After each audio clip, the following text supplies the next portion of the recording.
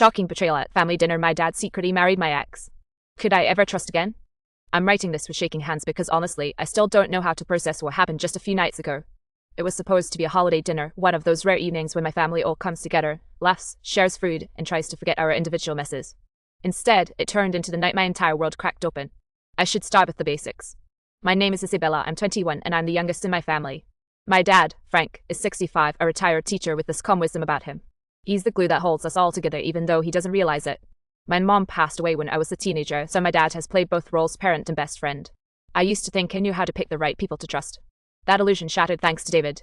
He's my ex-boyfriend, 29 years old, and for nearly a year I thought he was the one. He had that classic charm, smooth words, confident smile, the kind of guy who makes you feel like you're the only person in the room. Except he wasn't that person. Not for me. We broke up 6 months ago after too many lies piled up. Nothing too dramatic at the time, just little inconsistencies, excuses, and that gut feeling I couldn't ignore. My dad supported me through it, always saying, "Bella, trust your instincts. If something feels wrong, it usually is." So fast forward to the holiday dinner. My brother Mark, he's 33, was there with his wife, and my cousin Anna, 26, came in from out of town. The house smelled of rosemary, garlic, and roasted turkey. Dad had been in the kitchen all day. Everyone was in good spirits, even me. For once, I wasn't thinking about David. That is, until he showed up. At first, I thought I was hallucinating. I heard his voice in the hallway, low and familiar, followed by nervous laughter. I froze in the dining room, my fork suspended mid-air. When I turned, there he was, David, standing in my dad's house like he belonged there. "Isabella," he said, with that practiced smile, "hey." Every single muscle in my body tensed. "What are you doing here?" I asked, sharper than I intended. Before he could answer, my dad came into the room looking guilty. Daily. My calm, steady father, the man who always preached honesty, looked like he was about to confess her crime. "Bella," Dad started, rubbing the back of his neck. "I need you to sit down for this." "No," I shot back, my heart racing. "You don't invite him into our house without telling me." Anna tried to ease the tension, whispering, "Maybe just hear them out," but I wasn't budging. My chest was tight and the air suddenly felt too heavy to breathe. That's when David dropped the bomb. "Isabella, I didn't just come here, I'm married now." The room went silent. Forks clinked onto plates. My brother's wife gasped. I laughed, except it wasn't really laughter, it was disbelief clawing its way out of my throat. "You're what?" And then, like some twisted nightmare, my dad stepped forward, his face pale but steady. To me, he said quietly, "I swear the world tilted on its axis." For a second, I thought I misheard him. But then I saw the small gold band on my dad's left hand. The band that hadn't been there last week. "You what?" I stammered, my eyes darting between David and my dad. David tried to reach out, but I pulled back like his touch would burn me. My father had secretly married my ex-boyfriend. The air was thick with shark. Mark stood up so fast his chair screeched against the floor. "Dad, are you serious? You married him, without telling us, without telling Bella?" Frank's voice cracked, but he stood his ground. I didn't want to hurt anyone, I knew this would be hard to understand, but I love him. The betrayal hit me like a wave. My dad, the man I trusted most, had not only hidden something this massive from me, he'd chosen David, the one person who had already destroyed my trust once before. I couldn't even look at them. My whole body was shaking. Anna reached for my hand under the table, whispering, "Breathe, Izzy, just breathe." But I couldn't. That dinner, the one that should have been warm and comforting, was about to turn into the most catastrophic night of my life. I excused myself from the table, nearly tripping over the rug in my dad's living room. My hands were trembling, my chest a tight cage, and I couldn't stop the flood of thoughts screaming in my head. How could Dad, my rock, my moral compass, do this? How could David, of all people, be standing there like nothing had happened? I felt like the floor had vanished beneath me. Anna followed me, her voice soft, almost pleading. "Izzy, let's just talk somewhere quiet, please." I sank onto the couch, burying my face in my hands. "He's married, Anna. My dad married David, and I didn't even know." She sat beside me, careful not to touch my arm. "I can't even imagine how you feel, but you need to hear him out. Maybe there's an explanation." "An explanation?" I laughed bitterly. "He hid it, that's the point. If there was an explanation, he would have told me." Meanwhile, back at the dinner table, voices were rising. I could hear David speaking, trying to sound calm and reasonable. "Isabella, please," he said. "I know this looks bad, but I didn't want to hurt anyone either. Frank and we figured it out together, and we thought keeping it quiet was better." Mark was furious. "Better? Do you think lying to your own daughter is better?" Dad's voice was low, steady, but full of tension. "Mark, I didn't want this to come out like this. I was trying to protect you all." And Isabella, he trailed off, his eyes meeting mine through the hallway. "I didn't know how to tell you. I thought it would be easier later." "Easier later?" My hands tightened into fists. "You thought what would be easier? Watching me pretend like everything was fine while you were sneaking around behind my back? How could you even think that's okay?" Anna rubbed my shoulder. "Izzy, maybe try to calm down." "No?" I shouted, startling even myself. "I can't calm down. They broke everything. My trust, my family, the one person I should have been able to trust above all." My voice cracked. I heard David sigh. "Isabella, I'm sorry. I truly am. But hiding our marriage wasn't meant to hurt you. Wait." I cut him off. "This isn't about you. It's about Dad. How could you marry someone I used to love and not tell me? And don't give me that we didn't want to hurt you line. That's ridiculous." At that moment, Frank stepped into the living room.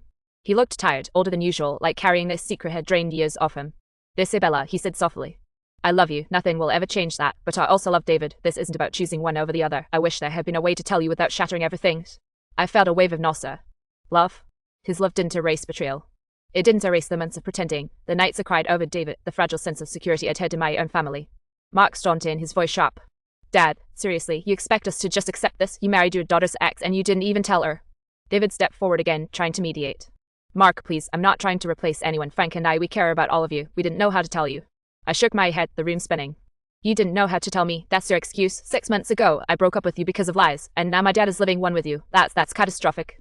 Anne took a deep breath. Izzy, I know it feels impossible, but maybe try to see it from their perspective. They didn't want this to destroy the family. I looked at her, my vision blurred with tears. My perspective is that my trust is gone. Everything I thought I knew about my family, about my life, has changed in one night, and there's no seeing that in a nice, calm way, not tonight. I got up and paced. The walls of the living room felt like they were closing in. The holiday lights twinkled mockingly above us, cheerful and fake, while my heart hammered like a warning drum. And then I realized the worst part wasn't just the shock or the betrayal. It was that my life had entered uncharted territory. I didn't know who I could trust, who I could even talk to, or how this family dinner, something meant to be comforting, had become the battlefield for my shattered trust. Somewhere behind me, I heard Frank quietly say, Isabella, please, but I couldn't hear him. I couldn't listen. Not yet. I needed air. I needed space. I needed to figure out how to survive this. Because I knew, deep down, that this was just the beginning. I left the house for a walk, though a walk this generous it was more like pacing the driveway in a daze, trying to think through the chaos that had erupted inside. The cold air hit my face, but it didn't calm anything. Every breath reminded me that nothing would ever be the same. I could hear my dad's voice faintly from the doorway behind me, calling my name. I ignored it. I wasn't ready to face him yet. And David? I didn't even want to think about him. The man who had once promised forever had become the symbol of everything broken in my life. After 10 minutes of pacing, my phone buzzed. It was Anna. Izzy, she texted. Mark's coming to get you. He says you can't stay outside forever. I groaned.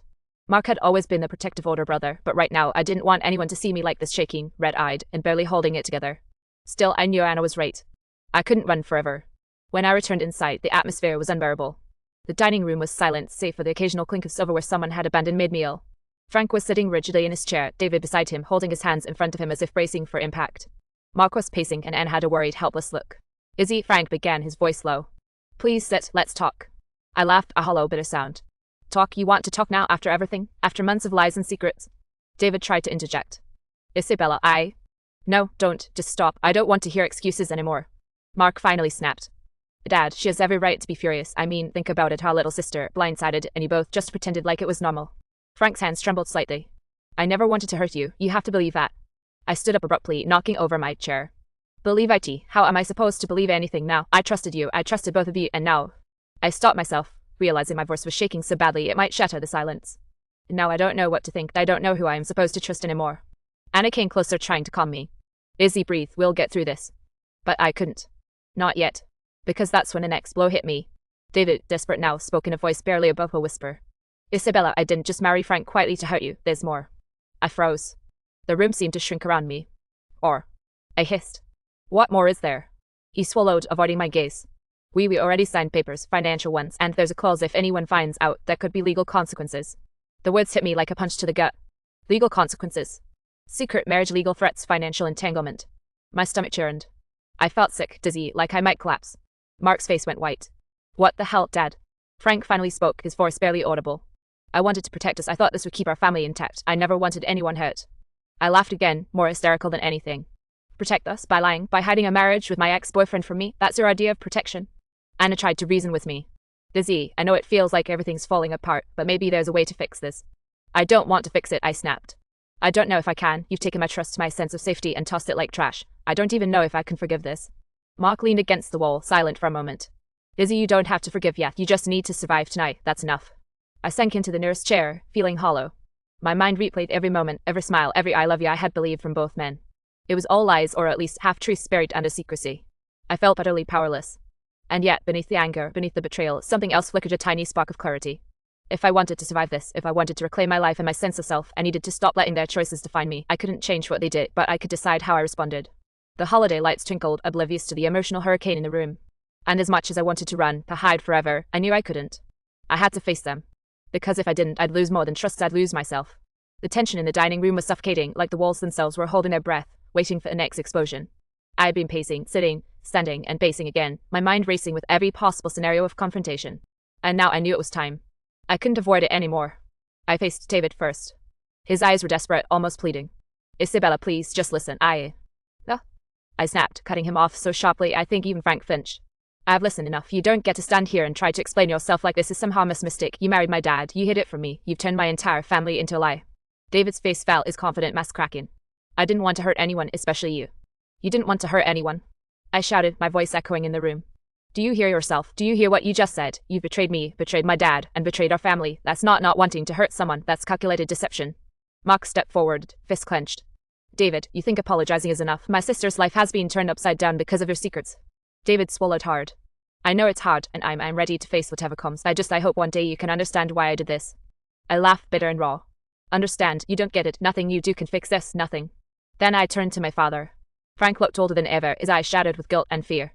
Dad, I trusted you with everything. You were supposed to be my anchor. And you did this? You married him behind my back, and somehow you thought I'd be okay with it. Frank's voice shook. Isabella, I love you more than anything. I didn't want to hurt you. I thought if we could handle it quietly, it would be easier in the long run. I shook my head, tears pricking my eyes. Easier? Do you even hear yourself? You've destroyed my trust, my sense of family, my sense of safety. You've turned my life into chaos, and you're calling it easier?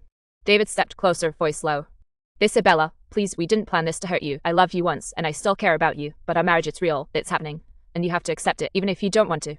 I felt my hands ball into fists, my body trembling. Accept it. No, I'm not accepting anything. Not while my dad lied to me. Not while you lied to me. I can't. Mark put a hand on my shoulder, steadying me. Izzy, breathe. You don't have to accept it. You just have to get through tonight. But I wasn't listening to anyone. I felt the anger, the betrayal, the heartbreak all flood through me at once. I wanted to scream, to cry, to break something. I wanted the entire world to feel the weight of what they had done. I trusted you, Dad. I yelled. I trusted you, David, and you both took that trust and smashed it into pieces. Do you understand? I feel like my whole life has been a lie tonight. The room fell silent. Even the hum of the refrigerator sounded intrusive. Frank's lips trembled and David's jaw tightened. Finally, Frank spoke, his voice soft, almost a whisper. Isabella, I'm sorry, truly, I made a choice I thought was right, but I see now it was selfish. You are my daughter, and I should have been honest with you from the start. I can't take back the hurt, but I will spend the rest of my life trying to make it up to you. David looked down, nodding. I don't expect forgiveness. I just want you to know that nothing I did was meant to destroy you. I took a shuddering breath, trying to find my center. My anger was still there, raw and burning, but underneath it, a tiny part of me, the part that had survived every heartbreak and every betrayal before, was waking up. I don't forgive you, I said finally, voice steady despite the tears.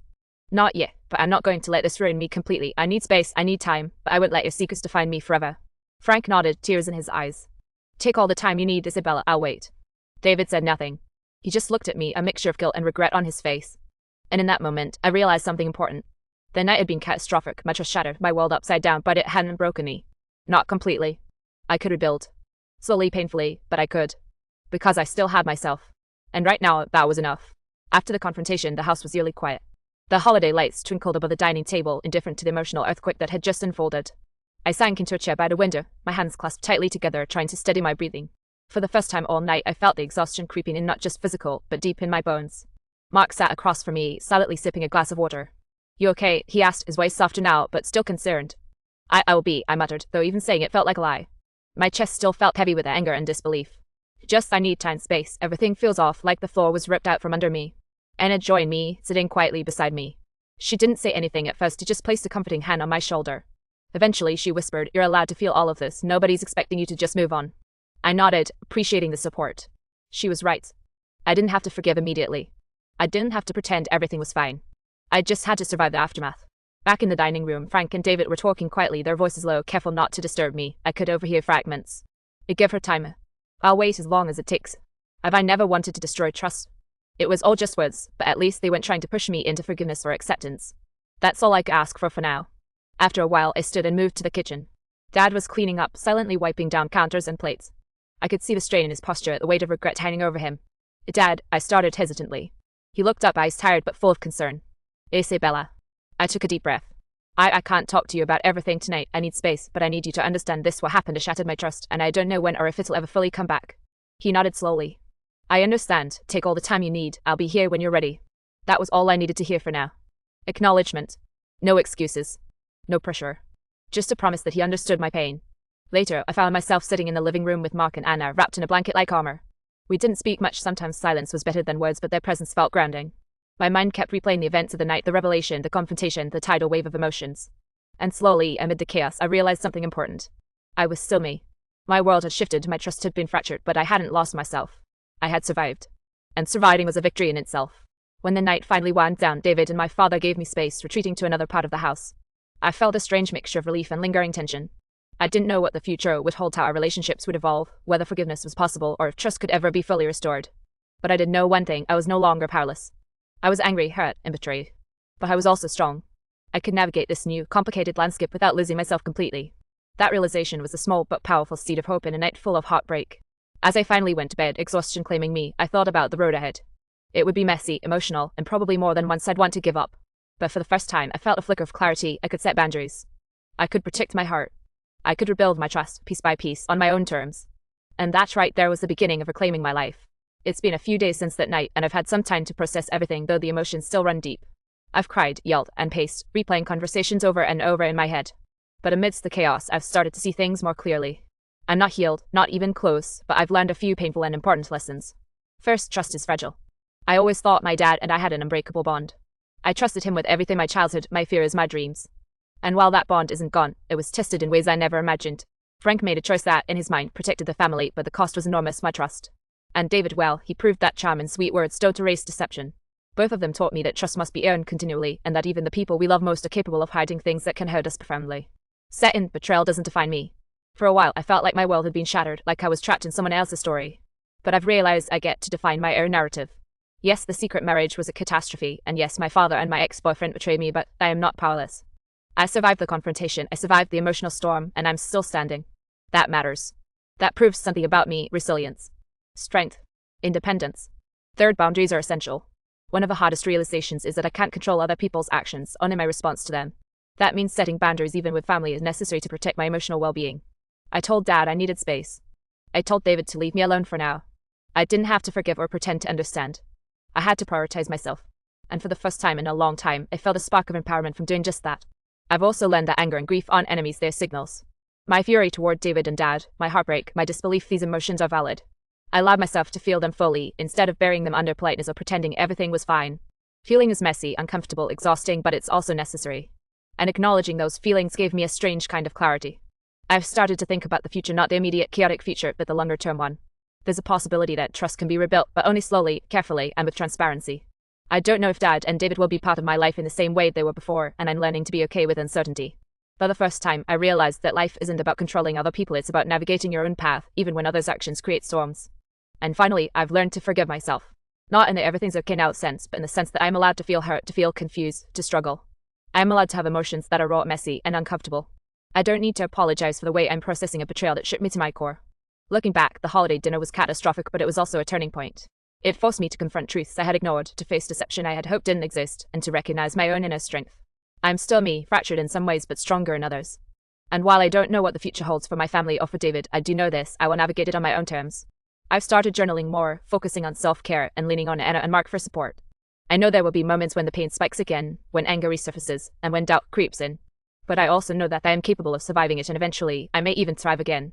So to anyone reading this who's experienced betrayal, heartbreak, or the shattering of trust, it hurts, it feels impossible, and it may even feel like the end. But the truth is, survival is victory. Healing is gradual. And your sense of self, your strength, resilience, and courage is something no one can take from you. I'm Isabella, and yes, my trust was shattered that night. But I'm still standing. I'm still me. And that, I've realized, is enough to start rebuilding everything else.